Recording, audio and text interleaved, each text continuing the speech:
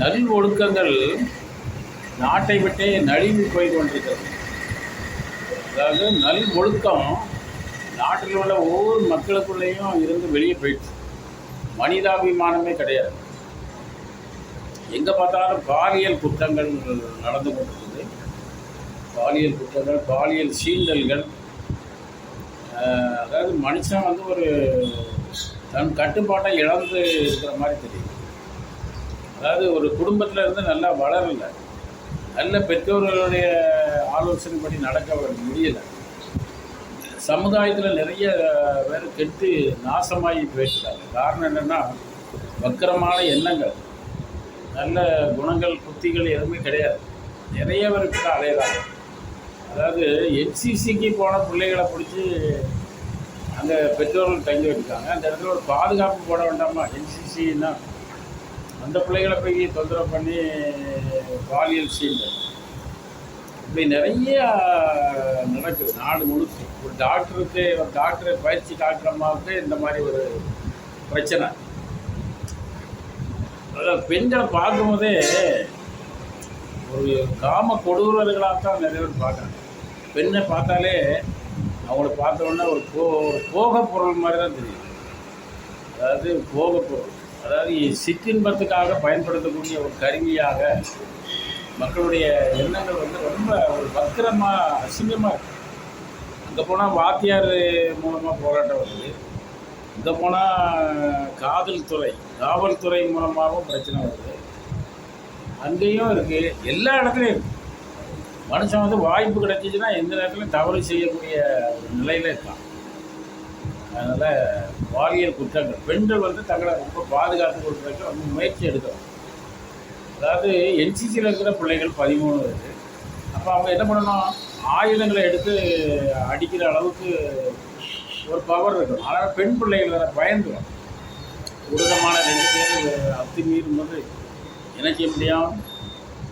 சசிகலா புஷ்பா அந்த எம்பியாக இருந்ததே பின்னால் வந்து ஒருத்தர் தொந்தரவு பண்ணிகிட்டு இருக்கான். சோசியல் மீடியாவில் போய்கிட்டு இருக்கான். அதாவது இச்சைகள், பாவங்கள் வந்து மனிதனை வந்து தன் நிலை இழந்து தரம் தொலைந்து போகிற நிலைமைக்கு வருது. காமுகர் நெஞ்சினில் நீதி இல்லை, அவர்களுக்கு தாய் என்றும் தாரம் என்றும் பேதம் இல்லை. காமுகர் மோசமான வெறி பிடிச்சி அலைகிற போட்டி நாயை போல் அலைகிறாங்க நிறைய பேர். இந்த நாய் வந்து தொக்க போட்டுட்டு அலையுமில்ல, இது மாதிரி. அப்போ இந்த உலகத்தில் பெண் பிள்ளைகளுக்கு, சிறு பிள்ளைகளுக்கு கூட பாதுகாப்பு இல்லை, பெரியவங்களுக்கும் பாதுகாப்பு இல்லை. அவரவர் தன்னை பாதுகாத்துக்கிட்டு ஒரு ஆயுதத்தை கையில் எடுத்தால் கூட தற்காப்பு கலைகளை பெண்கள் கற்றுக்கொள்ளணும். தற்காப்பு, கராத்தே, டேக்வாண்டோ, இப்படிப்பட்ட தற்காப்பு கலைகளை, சிலம்பம், அப்புறம் ஆயுதங்களை கையாளுறது, ஏன்னா தன்னை காத்துக்கொள்வது, அந்த தன்னுடைய பாதுகாத்துக் கொள்வதற்கு பல விதங்களிலும் தன்னை வந்து அவங்க பாதுகாத்துக்கொள்ளணும். ஏன்னா பெண்கள் வந்து முன்ன பின்ன தெரியாத இடங்களுக்குள்ளே போகும்போது ரொம்ப ஒரு மோசமான மனிதர்கள் இருக்கக்கூடிய இடங்களுக்கு போனால் அவங்களுக்கு பெரிய போதுங்கன்னு ஆயிரும். அவ்வளோ மோசமான மனுஷங்க நல்ல எண்ணங்களோடய அலையலை, எல்லாம் நாசமாக போகிற எண்ணங்களோட அலையுதுங்க. அதனால் இந்த பாலியல் சீண்டல் குற்றங்களை கல்கத்தாவிலேருந்து, கிருஷ்ணகிரியிலேருந்து, ஸ்ரீமதி வழக்கிலேருந்து நம்ம பார்க்கும்போது ரொம்ப மோசமாக போயிட்டு நாடு அதான் வெளிநாட்டிலேருந்து யாராவது வந்தால் கூட அவங்களையும் பிடிச்சி வச்சு தப்பு பண்ணுறது. அடுத்த நாட்டில் இருந்தால் அந்த நாடு வந்து வன்மையாக கண்டிக்கிறது. அப்போ யாராக இருந்தா என்ன? வயசான பாட்டியாக இருந்தாங்க, வாலிப பெண்ணாக இருந்தாங்க, நடுத்தர வர்க்கமாக இருந்தாங்க, சின்ன பிள்ளை. காமுகர் நெஞ்சினில் நீதி இல்லை, அவளுக்கு தாய் என்று தாரம் என்று பேதம் இல்லை. அதனால் இந்த பாலியல் குற்றங்கள் பழைய ஏற்பாட்டு காலத்திலே நடந்துட்டு தான் இருக்கு.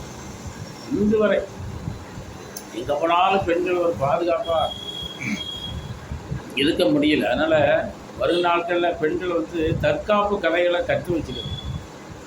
கராத்தே, குங்ஃபு, டேக்வாண்டோ, சிலம்பம், அதாவது எதையும் எதிர்கொள்ளும் பொழுது துணிச்சலாக செயல்படக்கூடிய அளவுக்கு இருக்கணும். பெண்கள் வந்து தனியாக போய் எங்கேயாவது போய் சிக்கிக்கிடக்கூடாது. எங்கே இருந்தாலும் பாதுகாப்பாக இருக்கக்கூடிய அளவுக்கு இருக்குது. ஏறதானோன்னு இருக்கக்கூடாது. அப்படின்னா பிரச்சனைகள் வரும். பிரச்சனை வர்றது தெரிஞ்சால் அதுக்கான ஹெல்ப் லைன்லாம் இருக்குது. பெண்கள் பாதுகாப்பு, குழந்தைகள் பாதுகாப்பு, அதில் சைல்டு கேர், உமன்ஸ் கேர், இவங்களுக்கு வந்து தகவல் கொடுத்து உங்களுக்கு சந்தேகப்படுறமான இடம் இருந்தால் காவல்துறைக்கு காவலன் SOSக்கு இது பண்ணி நீங்கள் உங்களை பாதுகாத்துக்கிறாங்க. ஆப் இருக்குது, காவலன் SOS. அதெல்லாம் இது பண்ணி காவல்துறையுடைய உதவி நாடலாம். அல்லது உறவுகளுக்கு தகவல் கொடுத்து உடனே வரவழைக்கலாம். அது தொடர்ந்து அந்த குற்றங்கள் நடக்கும்போது ஒரு நாள் நடக்கும்போது அப்பவுமே இன்ஃபார்ம் பண்ணி தப்பிக்கிறதுக்கு முயற்சி பண்ணியிருக்கோம். 13 நாள் 3 நாளோ 8 நாளோ தொடர்ந்து தவறு நடந்துருக்கு. இப்போ பெண்கள் பிள்ளைகளை வந்து பயந்துடக்கூடாது, தைரியமாக இருக்கும், தன்னை காத்துக்கொள்ளணும். அதுக்கான கார்டியன்ஸ் எல்லாம் அலாட் பண்ணி இந்த ஸ்பாட்டுக்கு கொண்டு வர்றதுக்கு முயற்சி பண்ணணும். அதனால தான் தப்பிக்க முடியும். இல்லைன்னா வெறியாளர்கள், வேட்டைக்காரங்க இப்போ யாரை பற்றி கவலைப்படுறது? அந்த வெறியாளர்கள் கஞ்சா அடிக்கான், தண்ணி அடிக்கான், நான் என்ன நினைக்கானோ அதை வந்து நிறைவேற்றக்கூடிய அளவுக்கு மோசமான பயமே கிடையாது. எந்த ஒரு காவல்துறையை குறித்தும் பயம் கிடையாது, நீதித்துறையை குறித்தும் பயம் கிடையாது. மிருகம் கூட பரவாயில்ல, அதை விட கீழ்த்தரமான மோசமான இந்த இது வந்து நாட்டை விட்டு வெளியே போனோம்னா ஒவ்வொருத்தருக்கும் நல்ல உபதேசம் தேவை, நல்ல மனம் வேணும், நல்ல எண்ணங்கள் வேணும். அப்படி ஒரு சீர்திருத்தமான நிலைக்கு நம்ம நாடு வரணும்.